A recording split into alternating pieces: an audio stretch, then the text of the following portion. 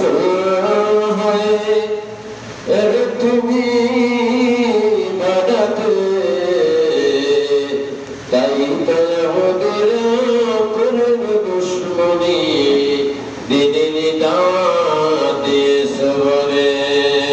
আল্লাহুম্মা সাল্লি আলা সাইয়্যিদিনা মাওলানা মুহাম্মদ ওয়া আলা আলি সাইয়্যিদিনা রাসূলিনা মুহাম্মদ। ইচ্ছা করলে দয়ার নবীজি থাকতেন আরশে আজিমে,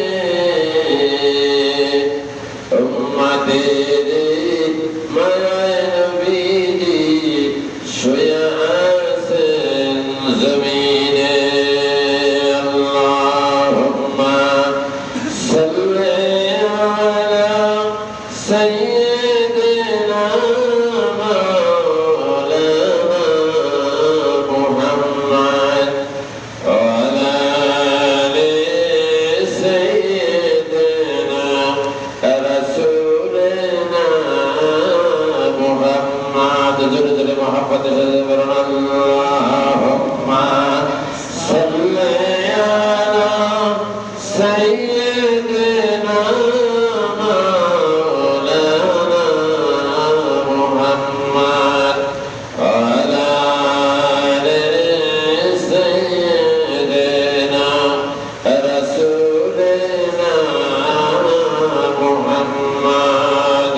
বালাগাল উলা বিকামালিহি কাশাফাত দুজা বিজামালিহি হাসনাত জামিউ খিসালিহি সাল্লু আলাইহি ওয়া আলিহি। কি পেলাম না পেলাম মোদের নবীকে, যেই নবীকে পেলে পাবো মোদের আল্লাহকে। বালাগাল উলা বিকামালিহি কাশাফাত দুজা বিজামালিহি হাসনাত জামিউ খিসালিহি সাল্লু আলাইহি। বেকদর নবী মুস্তাফা रूह से आते हैं, कभी जैसे सुबह शम्या उम्मती। बलगल उला बिकमालिही कशफत दुजा बिजमालिही हसरत जमिया খিসালিহি সাল্লু আলাইহি ওয়া আলিহি। আলহামদুলিল্লাহ, আল্লাহ জাল্লা শানুহুর দরবারে লাখো কোটি শুকরিয়া যে মহান মাবুদ আজকে এই পবিত্র দিবসে আল মসজিদ বাইতুল্লাহ, আল্লাহর ঘর মাসাজিদ, এখানে মহান আল্লাহর হুকুম আদায়ের উদ্দেশ্যে আমরা যে সমবেত হচ্ছি, আল্লাহ জাল্লা শানুহু যে আমাদেরকে তৌফিক দান করেছেন, সে মহান সুবহানাহু ওয়া তাআলার দরবারে বিনয় অবনতি চিত্তে শ্রদ্ধা জড়িত কণ্ঠে আমরা শুকরিয়া আদায় করি। সকলেই আমরা উচ্চ কণ্ঠে করি আলহামদুলিল্লাহ। আলহামদুলিল্লাহ হামদান কাসীরা তাইয়িবান মুবারাকান ফীহি লিজালালি ওয়াজহিকা ওয়া আযীমি সুলতানিক। শতকোটিবার দরুদ ও সালাম করি মানব জাতির মানবতার মুক্তির দিশারি, মুক্তি এবং শান্তির অগ্রদূত জনাব মুহাম্মদুর রাসূলুল্লাহ সাল্লাল্লাহু আলাইহি ওয়াসাল্লামের পরে। গত জুমায় আমি আলোচনা রেখেছিলাম আখিরি জামানার নবীর উম্মতের সম্মান, এই সম্পর্কে। আখিরি জামানার নবীর উম্মতের যে সম্মান, এটা আল্লাহ রাব্বুল আলামিন যে দান করেছেন, নবীকেও যেভাবে সম্মান দিয়েছেন তার উম্মতেরও সেইভাবে সম্মান দিয়েছেন। অন্যান্য নবীদের উম্মতেরা কিয়ামতের ময়দানে তারা হুমড়ি খাবে এবং গিয়ে বলবে যে তার নবী যে নবীর উম্মত সেই নবীদের কাছে গিয়ে বলবে যে তোমরা আমাদের সুপারিশ করো, হে নবী আপনি আমাদের সুপারিশ করেন যেহেতু আপনার অনুসারী ছিলাম আমি। তখন ওই নবী কি বলবে জানেন? ওই নবী বলবে রব্বি নাফসি রব্বি নাফসি, আমার উপায় কি হয় তাই আমি জানি না, তোমাদের কিভাবে তোমাদের সুপারিশ করব। আল্লাহ রাব্বুল আলামিন ওই নবীকে ডাক দিয়ে বলবে হে মুসা নবী, হে ঈসা নবী, হে আদম নবী, এরকম হে ইব্রাহিম নবী, তোমরা কি তোমাদের কওমের কাছে তোমাদের কিতাব অনুসারে দাওয়াত কি পৌঁছেছিলে? তারা বলবে, নবীগণ বলবে হ্যাঁ হ্যাঁ পৌঁছেছিলাম। আর উম্মতেরা বলবে না না না আমাদের পৌঁছায় নাই, আমাদের কাছে আপনার পক্ষ থেকে কোনো দাওয়াত পৌঁছায় নাই। যারা মিথ্যাবাদী, যারা অনুসারী ছিল না ওই যুগের, তারা কিন্তু এই ধরনের বাক্য, এই ধরনের আচরণ তারা করবে। নবীকে বলবেন যে না আমাদেরকে কোনো দাওয়াত দেয় নাই, আমরা কোনো দাওয়াত পাই না, ভয়তে বলবে বুঝছে। তখন কি করবেন? নবীর সামনে যখন জিজ্ঞেস করবে দাওয়াত পৌঁছে, নবী বলবেন পৌঁছেছি, আর তার উম্মতেরা বলবে না। এখন আল্লাহ রাব্বুল আলামিন বলবেন তারা সাক্ষী আছে তুমি যে দাওয়াত পৌঁছেছো? তখন বলবে হ্যাঁ সাক্ষী আছে। বলবে ওই সেই সাক্ষী, বলে সাক্ষী হলো আখিরি জামানার নবীর উম্মতেরা। জোরে জোরে করে সুবহানাল্লাহ। প্রশ্ন জাগে না, আমরা কি সেই জামানায় ছিলাম? সেই জামানায় ছিলাম। আমাদেরকে সাক্ষী করতেছে আল্লাহ। আচ্ছা বলেন, কোরআন শরীফে ইউনূস নবীর কথা কোরআন শরীফে আসে নাই? মুসা নবীর কথা কোরআন শরীফে আসে নাই? ইব্রাহিম নবীর কথা কোরআন শরীফে আসে নাই? আসছে। আদম নবীর কথা কোরআন শরীফে আসে নাই? ইয়াহিয়া নবীর কথা কোরআন শরীফে আসে নাই? ইদ্রিস নবীর কথা কি কোরআন শরীফে আসে নাই? এই সব নবীগণের কথা কোরআনে আল্লাহ রাব্বুল আলামিন তুলে দিয়েছেন। এখন আখিরি জামানার কোরআন নাযিল হয়েছে কার পরে? নবী মুহাম্মদুর রাসূলুল্লাহ সাল্লাল্লাহু আলাইহি সাল্লামের পরে কোরআন নাযিল হয়। দেখেন মজাটা কোথায়। আল্লাহ নবীরা বলবে যে আমার সাক্ষী দেয়, তবে আখিরি জামানার নবীর উম্মতেরা সাক্ষী। তা আমরা কি যেমন সমাজে ছিলাম না, আমাদের কাছে কোরআন কি আছে না নাই? কোরআন আছে। আমরা পেয়েছি কোরআন শরীফে যে মুসা নবী তার কওমদেরকে দাওয়াত দিয়েছে, নূহ নবী তার কওমদেরকে দাওয়াত দিয়েছে, ইব্রাহিম আলাইহিস সালাতু ওয়াস সালাম কওমদেরকে দাওয়াত দিয়েছে। কোরআনে যখন পেয়েছি, কোরআন কি সত্য না কোরআন মিথ্যা? কোরআন সত্য। সত্যটা পাইলেন কোথায়? এর ডেফিনিশন কোথায়? কে কোরআনের সত্যতার আপনার যাচাই, সত্যতার যে প্রমাণ করেছে, সত্যতা যে প্রমাণ এই কোরআন শরীফে কে করে দিয়েছে? আল্লাহ রাব্বুল আলামিন। যারা বলেন কে করেছে? আল্লাহ। কোথায় করেছে? প্রথমেই আলিফ লাম মিম, আলিফে আল্লাহ, লামে জিবরাইল, মিমে মুহাম্মদ। যালিকাল কিতাবু লা রাইবা ফীহি, ইহা সেই কিতাব যে কিতাবের ভিতরে কোনো সন্দেহের অবকাশ নাই। কে বলে দিয়েছে? আল্লাহ রাব্বুল আলামিন বলে দিয়েছেন কিতাবের ভিতরে কোনো সন্দেহের অবকাশ নাই। সেই কোরআনে পেয়েছে আখিরি জামানার উম্মতেরা। আখিরি জামানার উম্মতদেরকে দেখা হবে, তোমরা কি জানো এই নবী কি দাওয়াত দিয়েছে? তখন আখিরি জামানার উম্মতেরা বলবে হ্যাঁ আমরা জানি। তারা তাদের কওমের কাছে প্রত্যেক নবীরা দাওয়াত পৌঁছাইছে। কোথায় পেয়েছো? কোরআনুল কারীমে পেয়েছে। জোরে জোরে কান সুবহানাল্লাহ। কোরআনুল কারীমে পেয়েছে। কি মিথ্যা হতে পারে? জোরে বলেন পারে? আচ্ছা তাহলে জবাব দেবেন, মিথ্যা হতে পারে না। এই কোরআন শরীফ থেকে হাওলাত নিয়ে, আমাদের নবীর আচরণ থেকে হাওলাত নিয়ে কিছু কিছু নবীরা তারা লাভবান হয়েছে। তাদের দোহাই দিয়ে দেখেন, একমাত্র তখন নাজাত পেয়ে যাবে সে আখিরি জামানার নবীর উম্মতেরা। যখন সাক্ষী দিবে তখন আল্লাহ রাব্বুল আলামিন বলবে ও নবীগণ তোমরা তোমাদের সাক্ষী সঠিক সাক্ষী হয়েছে, ইহার ভিতরে বিন্দু মাত্র মিথ্যার কোনো অবকাশ নাই। যেহেতু তোমরা জান্নাতে চলে যাও, কিন্তু যারা এই মিথ্যা কথা বলেছে তাদের জন্য আমি জাহান্নাম অবতারিত করে দিলাম। গলাফোটা চিৎকার আওয়াজে নূহ নবী দাওয়াত দিয়েছে, ইব্রাহিম আলাইহিস সালাম দাওয়াত দিয়েছে, 1 লক্ষ মতান্তরে 2 লক্ষ 24,000 পয়গম্বররা যে দাওয়াত দিয়েছে, সেই দাওয়াতের প্রমাণগুলি আল্লাহ রাব্বুল আলামিন উম্মতে মুহাম্মাদীদেরকে সাক্ষী করে তা প্রমাণিত করবে। জোরে জোরে কান সুবহানাল্লাহ। আমাদের মর্যাদা কোথায়? আমাদের মর্যাদা, এই মর্যাদা নবীর অনুসরণ করে না করে? নবীর অনুসরণ আমাদের করতে হবে, তাই ঠিক না? এই মর্যাদা তখনই আমরা পাবো যখন আমরা নবীর অনুসরণ করব, তখনই আমরা সেই মর্যাদা, আমাদের তো মর্যাদা ঘুরে বেড়াচ্ছে কিন্তু আমরা ধরে নিচ্ছি না। কি করেন? আমরা ধরে নিচ্ছি না, আমরা অবহেলায় পাচ্ছি। আজকে কোরআন শরীফের মতো কিতাব, একটা আয়াত যদি আপনি তেলাওয়াত করেন, একটা অক্ষর তেলাওয়াত করেন, আল্লাহ রাব্বুল আলামিন বুঝে পড়েন আর নাই বুঝে পড়েন, 10টি করে নেকি আপনার আমার আমলনামায় লিপিবদ্ধ করে দেয়। জোরে জোরে কান সুবহানাল্লাহ। কি অন্য কোন নবীর উম্মতেরা পাইছে? নবীরা কি পাইছে? একবার সূরা ইয়াসিন পড়বেন, 10 কদম কোরআন শরীফের সওয়াব আল্লাহ রাব্বুল আলামিন দান করে দিবে। কিন্তু অন্য নবীদের নামের তো কোরআন শরীফ ছিল না, ঠিক কি না? ছিল নাকি? কোরআন শরীফ ছিল না, কোরআন শরীফ আমাদের কাছে আসছে।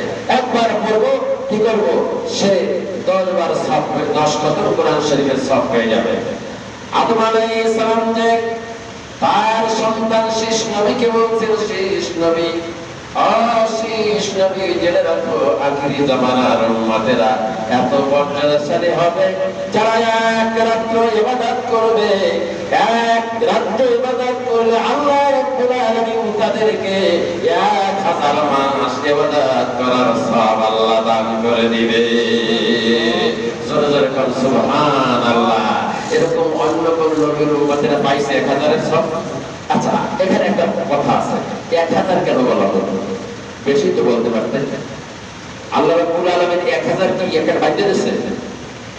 খায়রুম মিন আলফি শাহর, খায়রুম মিন আলফি শাহর, অর্থাৎ 1000 মাস থেকে উত্তম। তাহলে 1000 বলা হয়েছে এই জন্য তৎকালীন আরবের লোকেরা 1000-এর বেশি গুনতে জানতো না। কি জানতে জানতো না?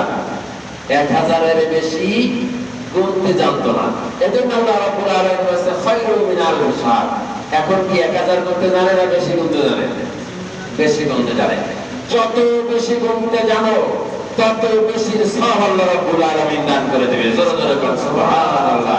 ওই যে 1000 মাসের কিন্তু ডেফিনিট নয়। এর কারণ হলো আরবের লোকেরা 1000 গুনতে জানতো, এজন্য 1000-কে ওখানে আল্লাহ রাব্বুল আলামিন 1000-এর কথা উল্লেখ করেছে। কিন্তু আবার বলেছে খায়রুম মিন আলফি শাহর, 1000 মাস থেকে উত্তম। তোমরা যদি গুনতে জানো 10,000, 1 লক্ষ, 10 লক্ষ, 20 লক্ষ, 1 বিলিয়ন, ট্রিলিয়ন যদি তোমরা গুনতে জানো, এই যত গুনতে জানো তাহার উল্টে আল্লাহ রাব্বুল আলামিন সওয়াব দান করে দিবে। জোরে জোরে বলুন সুবহানাল্লাহ। কথাটা আমরা বুঝাতে পেরেছি? বুঝতে পেরেছেন?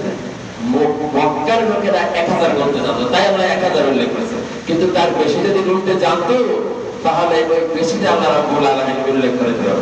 তখন একটা ভাব দিয়েছিল 70 যে বেঁধে দিয়েছিল, 70 বেঁধে দেয় নাই যে 70 গুণেরও বেশি, তার মানে তারা 70-কে একটা প্রাধান্য দিত। এই কাজটা করিস না, করবো 70 বার করবো। কিন্তু 100 বার 700 বার আল্লাহ রাব্বুল আলামিন বলছে, বান্দা যদি আমাকে ডাক দেয় আমি 1000 মাস ইবাদত নয়, যত গুনতে জানে তার চাইতে বেশি। সুবহানাল্লাহ। একটা সুবহানাল্লাহ বললে যে কি মর্যাদা বা মর্তবা, এটা কিন্তু আমরা বুঝি না। ঠিক আছে? এই সব কিছু আল্লাহকে পাওয়ার জন্য কিন্তু পয়সা খরচ হয় না। যদি পয়সার কথা মসজিদে বলা হয় তাহলে অনেকে চাপাচাপি করে, তাই না? কিন্তু আল্লাহকে পাওয়ার জন্য পয়সা খরচ হয় না, শুধু ইচ্ছা করলেই হয়। যদি আপনি ইচ্ছা করে তাহলে আপনি জান্নাতি হতে পারবেন। আল্লাহ রাব্বুল আলামিন বলছে আমার নিয়ামতের একবার শুকরিয়া আদায় করবে, আমি আল্লাহ রাব্বুল আলামিন 10 গুণ বৃদ্ধি করব, তা না 10 থেকে হাজার হাজার গুণ আমি বৃদ্ধি করে দেব। এই নিয়ামতের শুকরিয়া আদায় করতে হবে। কোনো আশ্চর্যজনক শব্দ যদি শুনি তাহলে আমরা মুখে উচ্চারণ করব কি সুবহানাল্লাহ। কি উচ্চারণ করব? সুবহানাল্লাহ। সবাই জোরে বলেন, কি উচ্চারণ করব? সুবহানাল্লাহ। এখন বলছে যে এত মর্যাদা এই আমাদের থেকে নিয়ে নিয়ে নবীরা কিন্তু কিছু লাভবান হয়েছে। যেমন নূহ নবীর সময় নূহ নবী 9.5 বছর দাওয়াত দিয়েছে, কওমের লোকেরা দাওয়াত শুনে না, কিছু কিছু লোক মুসলিম হয়, লোকেরা শুনেছে, অধিকাংশ লোকেরা তাকে ঠাট্টায় ঘুরিয়ে দিয়েছে, তাকে ক্রিটিসাইজ করেছে, তাকে ঘৃণা করেছে, তার কথাকে জবাব দেয় নাই। তার কথার জবাব কার কথার প্রশ্ন যে করেছে এবং জিজ্ঞাসা করেছে তা গুরুত্বই দেয় নাই। কোরআন সম্পর্কে তারা তাদের সেই কিতাব সম্পর্কে কোনো গুরুত্ব দেয় নাই। কিন্তু আল্লাহ রাব্বুল আলামিনের কাছে শেষ পর্যন্ত নবী দোয়া করে ফেললেন, মাবুদ গো, ওহো মাবুদ গো, এরা তো তোমার কথা শোনে না, তোমাকে মানে না, উল্টা আমাকে অনেক আমার রিয়াকশন করতেছে, আমাকে অপমান অবদস্ত করতেছে। আল্লাহ গো, দয়া করে এই লোকদেরকে তুমি গজব দিয়ে হালাক করে দাও। আল্লাহ বলে, ও নূহ, যদি গজব দেই তো তুমি যাবা কোন? তুমি তো গজব করে দেবা, তাই তাই। তাহলে মাবুদ গো, যারা আপনার কথা শুনেছে, আপনাকে যারা মেনেছে, তাদেরকে বাদ দিয়ে আপনি এদেরকে ধ্বংস করে দেন। ধ্বংস করে দেব, সাথে সাথে দেবো না, তুমি একটা কাজ করো, নৌকা তৈরি করো। তাহলে আল্লাহ নবীকে আবার কি করে নৌকা পাবো কোথায়? নৌকা কোথায় পাবো? গাছার কোথায় পাবো? নৌকা কোন জায়গায় বা বাসাবো? তাহলে তা আমি বুঝবো, আমি যেটা জানি তুমি সেটা জানো না, ঠিক কিনা? আল্লাহ যা জানে মানুষ কি তা জানে? জানে না। তো বলছে তুমি নৌকা বানাও। নৌকা বানাবো কোথেকে? গাছ তক্তা পাবো কোথায়? উস পাহাল্লান আছে না, উস পাহাল্লানে ডাকো। উস পাহাল্লান এই পৃথিবীর ভিতরে সবচেয়ে বড় মানুষ ছিল। সবচেয়ে বড় মানুষ কে ছিলেন? উস পাহাল্লান, যা ছিল 400 গজ লম্বা, তাও বেশি। আর হায়াত এই পৃথিবীর মধ্যে সবচেয়ে হায়াত বেশি হয়েছে উস পাহাল্লান। সে 3500 বছর বেঁচেছে। কত বছর? 3500 বছর বেঁচেছে। তার সকাল বেলার নাস্তা ছিল 12,000 রুটি। জোরে জোরে বলেন সুবহানাল্লাহ। এটা আশ্চর্য কথা না?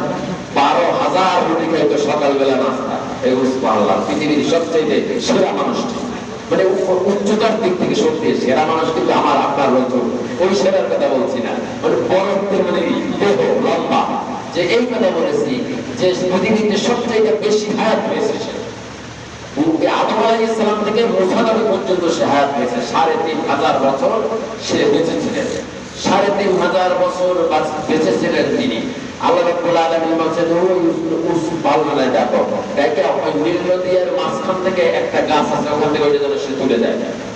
কিতাবে আসছে তখন উস পাহাল্লানকে যখন ডাকছে, নূহ নবী বলছে, আমি তো বিনিময় ছাড়া কোনো কাজ করি না, আমাকে কি খেতে হবে? বলে এক বেলা তোমাকে খেতে দেবো না। বলে এক বেলা তো 12,000 রুটি, আপনি কি দিবেন? হ্যাঁ দেবো, তাই দেবো। উস পাহাল্লান কোনখানে? বলে নীল দরিয়ার মাঝখানে। ও হাত বাড়াইয়ে দিয়ে বাম হাত থেকে ধাক্কা মারে গাছটা লড়ে ফেলাইছে। সেই গাছটা থেকে জিবরাইল ফেরেশতা মিস্ত্রি ছাইরা ওখান থেকে ফাইরা ওখান থেকে 1.25 লক্ষ তক্তা বানাইছে। 1,25,000 তক্তা হয়েছে। জোরে জোরে বলেন সুবহানাল্লাহ। জানেন এই কাহিনী? জানেন? জানেন তো জানেন। তারপর উদাহরণ দিচ্ছি যে আমাদের মর্যাদা কত, এটা আমি বোঝাচ্ছি।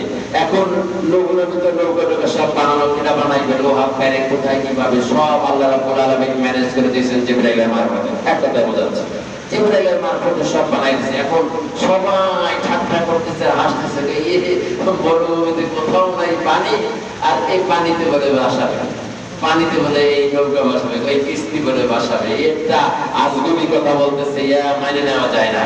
নূহুর সাথে পর্যন্ত মাথা খারাপ হয়ে গেছে। জোরে জোরে কান নাউযুবিল্লাহ। এই ঘটনা কোথায় আল্লাহ তুলে দিয়েছে? কোরআনে তুলে দিয়েছে। কোথায় তুলে দিয়েছে? কোরআন শরীফে। কোরআন শরীফের কথা কি মিথ্যা না সত্য? জোরে বলেন কি?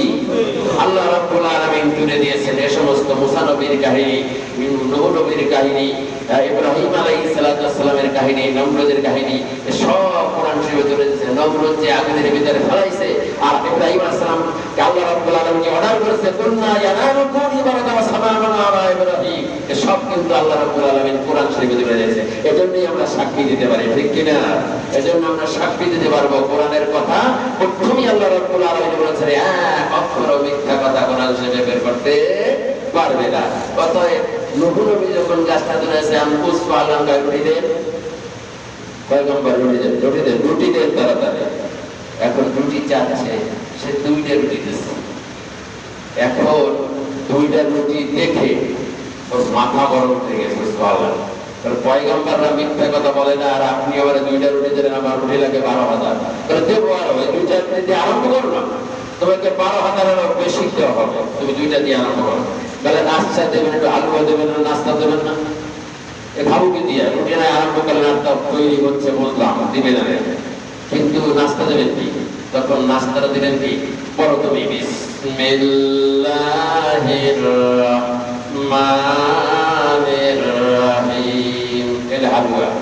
এ পাইছে কোথায়? এটা আছে কোথায়? কোরআন শরীফে। কোরআন শরীফ থেকে নিয়ে সেই নূহ নবী একটা শব্দ, একটা মানে একটা আয়াত কেটে নিলেন, নিয়ে তারপরে কি বললেন? হালুয়া স্বরূপ দিলেন সেই উসবাহাল্লাহকে।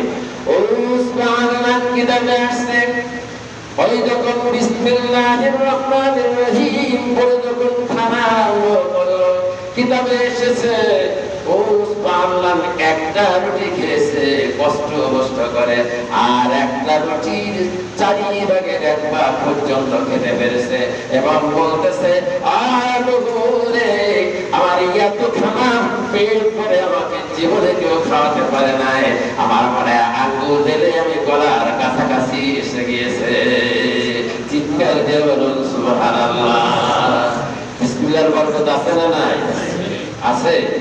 আমরা কি খানার শুরুতে, প্রতিটা কাজের শুরুতে বিসমিল্লাহ বলি? চেষ্টা করতে হবে, ঠিক কিনা? এবং স্মরণ রাখতে হবে, অভ্যাস থাকতে হবে। পাইলাম না করবো, তাড়াতাড়ি মুখে দিলাম, আরে পেটে খিদে আছে, বিসমিল্লাহর কথা বলে গেলাম, ওই খানার মাঝখানে শয়তান বসে যায়, ওই খানায় বরকত হয় না। বিসমিল্লাহির রহমানির রহিম নিয়ে এই কোরআন শরীফ থেকে কেটে নিয়ে যখন এই বিসমিল্লাহ বলে সুবহানাল্লাহ খালো, 16টা রুটি খেতে পারলো। কয়টা রুটি খাইলো? রুটি লাগতো কয় হাজার?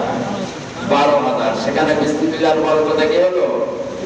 মাত্র 16টা রুটি খেতে পারলো, একটা আর 4th ভাগের 1 ভাগ রুটি খেতে পারলো। শুধু কি তাই?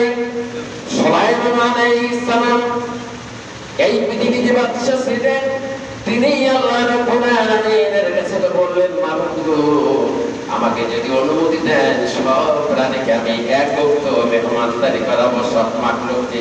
আল্লাহ বলে পারবে না, সম্ভব না। বলে পারু, আপনি কোন না। বারবার কথোপকথনের পরে আল্লাহ রাব্বুল আলামিন এক পর্যায়ে বলে বললেন, সুলাইমান রে আমি অনুমতি দিলাম, তুমি এই খানার ব্যবস্থা করো। কিতাবে আসছে 8 মাস পরে সব গোছাইছি।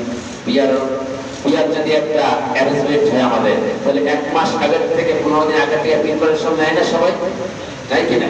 তাহলে এই সব প্রাণীকে দাওয়াত দিয়ে খাওয়া হয়। এর প্রিপারেশন থেকে সুলাইমান আলাইহিস সালামের অধীনে তো সব জিন ইনসান সব মাখলুকের বাচ্চা ছিলেন। তিনি অর্ডার করলেন 8 মাস পরে সব গোছাইছে। গোছাই 4 মাস পরে রান্না করে ময়দানকে ময়দান জমা করে ফেলেছে। কিন্তু সব প্রাণী আসবে, একটা দিন নির্ধারিত করে দিলেন। সেই দিন তো আল্লাহ রাব্বুল আলামিনের পক্ষ থেকে সব প্রাণী এটা রিজিক বন্ধ করে দিলেন আল্লাহ। এটা কি আমি কিসা বলছি না কোরআনের কাহিনী বলছি? এটা কিন্তু কোরআন শরীফ আছে, সূরা নামলে কিচ্ছা না, এটা কোরআনের কাহিনী। তো সব প্রাণী দাওয়াত দিলেন, তো মনে করেন জহুরের পরে খাওয়া হবে, জুমার পরে। কিন্তু এখন যাই একটা প্রাণী, একটা মাছ যাই বলতেছে, সুলাইমান পয়গম্বর আমি খুব ক্ষুধার্ত, আমার ক্ষুধা লাগছে, আমি 12টার সময় খাই দুপুরের আগে, কিন্তু আজকে আল্লাহ রিজিক বন্ধ করে দিয়েছে, তুমি কি আমাকে খেতে দিলে? তুমি আমাকে একটু খেতে দেবে? বলে আরো তো প্রাণী আসবে, সব একত্রে না, আমার একটু আগে দেওয়া, আমি খাইয়ে দেয়। কোরআন শরীফের কথা কি সত্য না মিথ্যা? সত্য।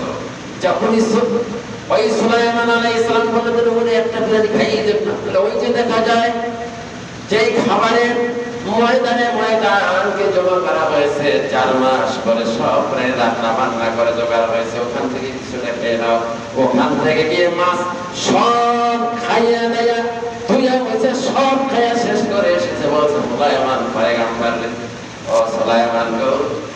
আমাকে খেতে দাও। সুলাইমান আলাইহিস সালাম তাকালেন, যে 8 মাসের জোগাড় এবং 4 মাসের যে রান্না তৈরি সব খায়া ধুয়া মুছা শেষ করে ফেলছে। সুলাইমান আলাইহিস সালাম বলেন, তুমি কি পরিমাণ খাও, যে তুমি যা কিছু জোগাড় করেছো এটা মাত্র আমার 1 লোকমা। আল্লাহ রাব্বুল আলামিন প্রতিদিন আমাকে 3 লোকমা পরিমাণে ভাবে খাওয়ায়। সুবহানাল্লাহ, জোরে জোরে বলুন সুবহানাল্লাহ। এখন সুলাইমান আলাইহিস সালাম সিজদায় পড়ে বলতেছে, আল্লাহ গো, তুমি বলছিলা যে খেতে দিতে পারবো না, তাই তো প্রমাণ হলো আমি পারলাম না, সারেন্ডার। এখন আহাম্মক হয়েছে, সুলাইমান আলাইহিস সালাম সব প্রাণী এসে খাইতে দাও, কিন্তু সুলাইমান আলাইহিস সালাম দিতে পারতেছে না। আল্লাহর কাছে মাপ চাচ্ছে। আল্লাহ বলে, দেখো বলছিলাম না পারবো না, সব প্রাণীকে ফিরিয়ে দাও। লজ্জিত হয়েছে সব প্রাণী, কিন্তু খাওয়াইছিল কে? পিঁপড়ায় খাওয়াইছে। সেটা কি যে আল্লাহর রহমতে। সুলাইমান আলাইহিস সালাম তখতের পরে 6000 সৈন্য নিয়ে সেই আজম জালালি ওয়াল ইকরাম, সেই ইসমে আজম নিয়ে যখন বাতাসের হাওয়ার দিকে চলছে সারা পৃথিবী নিয়ন্ত্রণ করতে চলছে, এর মধ্যে দেখা যাচ্ছে সেনা সৈন্য নিয়ে যখন পদচারণ করতেছে জায়গায় তপ্ত ধরে, তখন দেখতেছে যে একটা পিঁপড়া পিলার পরে উঠে তখন বলতেছে, ইয়া আইয়ুহান নামলু, হে পিঁপড়া সকল, উদখুলু, প্রবেশ করো, ফিসসিলমি কাফা, তোমরা তোমাদের গন্তব্যস্থানে তোমরা প্রবেশ করো। ইয়া আইয়ুহান, আমরা কোরআন শরীফে 19 পারা, ইয়া আইয়ুহান নামলু উদখুলু, হে পিঁপড়া সকল তোমরা উদখুলু আমরের সিফা, যে তোমরা প্রবেশ করো গর্তের ভিতরে। তখন বলছে যে সুলাইমান আলাইহিস সালাম আসতেছে তাদের সেনার জন্য নিয়ে, তারা কিন্তু খেয়াল করবে না, তারা পায়ের তালুতে পিষে তোমাদেরকে মেরে ফেলবে। তোমরা অতএব ভিতরে কর। সুলাইমান আলাইহিস সালাম সব প্রাণীর কথা বলতেন, পিঁপড়ার কথা বলতেন। তিনি যে তথ্যের থেকে নাকি পিঁপড়াটাকে উঠালেন, উঠে হাতের তালুতে নিয়ে বলতেছে যে তুমি এমনটি করলে কেন, বললে কেন? এটা তোমার দায়িত্ব, আমি পিঁপড়ার বাদশা, সর্দার, আমার তো দায়িত্ব। একটা পিঁপড়া যদি মারা যায় আল্লাহর কাছে জবাবদিহি হতে হবে, এই জন্য আমি তাদেরকে সতর্কীকরণ আমি আবার দিচ্ছি। তখন বলে, তুমি এইভাবে সতর্কীকরণ দিচ্ছে। তখন পিঁপড়া বলছেন, আপনি তো পয়গম্বর, সব মাখলুকের, আপনি তো আগেই আমার আগে আপনার সতর্কীকরণ দেওয়া উচিত ছিল। পয়গম্বর এখানে পিঁপড়ার কাছে লজ্জিত হয়ে গেল। এটা কে করালেন? আল্লাহ করালেন। এরপর যখন যাচ্ছিলেন বলেন, পয়গম্বর বলছেন, পয়গম্বর মনে কিছু নিয়ন না, একটু দাওয়াত আমার গ্রহণ করেন না। বলে, আমার তো সাথে সব মাখলুক শোনা শুনবো সব আছে, এই দাওয়াত নিয়ে খাওয়াতে হবে। আল্লাহ যদি গ্রহণ করে ইনশাআল্লাহ, বলছেন কি ইনশাআল্লাহ খাওয়াতে পারবো। সুলাইমান আলাইহিস সালাম তখন একটু মুস্কি হাসলেন। আল্লাহ রাব্বুল আলামিন বলছে, সুলাইমান তুমি কাফেলা নিয়ে থেমে যাও, পিঁপড়ার দাওয়াত গ্রহণ করো। সেটা কোরআন শরীফ আল্লাহ তুলে দিয়েছে। পিঁপড়ার দাওয়াত গ্রহণ করলো। পিঁপড়া আনলেন, একটা মরা হরিণ ডাইনা, কয়েকটা পিঁপড়া মিলে ডাইনা টেনে নিয়ে আসলেন। এটা কি কেউ যদি মিথ্যা মনে করেন, তার কিন্তু ঈমান নষ্ট হয়ে যাবে, ঠিক কিনা? মিথ্যা মনে করতেছেন নাকি আপনারা? যে এখন ডাইনা টেনে আসে আইনা, তারপরে বলতেছে যে এখন আপনারা এই অংশ থেকে খাওয়া শুরু করেন। এখন বলতেছে পিঁপড়া কি খায়, হরিণ কি খায়? বলে, না, আপনারা যে ধরো না, যেমন আমরা খাই ভাত, কোন জাতি খায় রুটি, কোন জাতি খায় হালুয়া, কেউ খায় আপনার অন্য জিনিস, কেউ মাংস খায়, এরকম আছে না পৃথিবীর মধ্যে? বিভিন্ন রকম প্রাণীরা খায়। আল্লাহ রাব্বুল আলামিন বলছেন যে সুলাইমান সব প্রাণীকে খেতে দাও হরিণ থেকে। যে প্রাণী হরিণ থেকে যখন এক টুকরা নিয়ে যখন মুখে দেয়, মনে করতেছে সেই জমার যে সবচাইতে ভালো খাদ্য, আমাদের ভালো খাদ্য মনে করেন কাচ্চি বিরিয়ানি, ঠিক কিনা? এই কাচ্চি বিরিয়ানির মতো স্বাদ সেই মানুষ তখন পাচ্ছে। যে প্রাণী, সেই প্রাণী সুন্দর সুস্বাদু খাবারের যখন স্বাদ গ্রহণ করতেছে, তখন আল্লাহ রাব্বুল আলামিন ওই সুলাইমানকে যখন নির্দেশ দিলেন, তখন সুলাইমান আলাইহিস সালাম বলেন, তোমরা খাও। পিঁপড়া কিন্তু বলে দিলেন যে আমার একটা জানার কথা, কিন্তু আপনারা যে খাবেন প্রতিটা প্রাণী যেন বলে ইন্নাহু মিন সুলাইমান ওয়া ইন্নাহু বিসমিল্লাহির রহমানির রহিম। জোরে জোরে বলেন সুবহানাল্লাহ। সুলাইমান আলাইহিস সালাম বললেন যে তোমরা সবাই বিসমিল্লাহ। পিঁপড়া বলে দিয়েছে দাওয়াত, যে আমাদের দাওয়াত যে করেছে, এই দাওয়াত তিনি বলেছে যে তোমাদেরকে সবাই আল্লাহর নামে বিসমিল্লাহ বলে খাওয়া শুরু করো। আচ্ছা বলেন, সবাইকে কোরআন নাযিল হয়েছে? হয় না, কিন্তু বলছে ধান নিলে কোথা থেকে? কুরআনুল কারীম থেকে নিলেন। বিসমিল্লাহির রহমানির রহিম বলে ইন্নাহু মিন সূরা, এই জন্য বলা হয়েছে কোন সূরায় কোন সূরা হয়েছে দুই বিসমিল্লাহ। আপনারা কি জানেন কোন সূরায় দুই বিসমিল্লাহ? সূরা নামলে। এই কারণটা হলো যে পিঁপড়া যে খেতে বলছিল বিসমিল্লাহ, ওই ইন্নাহু মিন সুলাইমান, সুলাইমান সহ সবাই বিসমিল্লাহির রহমানির রহিম বলে যখন খাওয়া আরম্ভ করছে, তখন যে প্রাণী যে খাবার খায় সেই প্রাণীর সবচেয়ে সর্বোচ্চ স্বাদ সে গ্রহণ করেছে। সব প্রাণী পেট ভরে ভরে খেয়েছে, কিন্তু দেখা গেল পিঁপড়ার 1/3 অংশ কিন্তু শেষ হয় না। চিৎকার দিয়ে বলুন সুবহানাল্লাহ। বরকত দিয়েছে কে? আরো জোরে বলেন কে দিয়েছে? এই বরকত আল্লাহ রাব্বুল আলামিন উম্মতে মুহাম্মাদীদেরকে দিয়েছে। উম্মতে মুহাম্মাদীরা আমরা সেই খানার শুরুতে বিসমিল্লাহ বলি না, ভুলে যাই, ঠিক কিনা? সবাই কিন্তু জানা, কিন্তু সবাই কিন্তু পাইকারি দরে বলতেছে না। অনেক লোকে ক্ষুধার্ত দাওয়াতের বাড়ি গেছে, যাই বিসমিল্লাহ বলছেন, পাইছে আর খাওয়া আরম্ভ করছে, তাই না? ওকে বিসমিল্লাহ তো বলে অভ্যাস তো তা লাগে, কি করেন? অভ্যাস তা লাগে, কিন্তু অভ্যাস না থাকলে এটা মনে থাকে না। তাহলে আমরা প্রতিটা কাজের শুরুতেই বিসমিল্লাহ বলতে হবে। প্রতিটা কাজের শুরুতে কি বলতে হবে?